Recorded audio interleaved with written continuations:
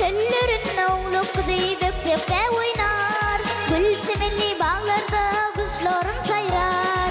Güzel şehirimi doymarım tinlap. Yine de halkın sen karasız vatan. Prezidentim var, arkadağım var. Asuda vatanda huvanlarım var. Yeni gar vatan, güller vatan.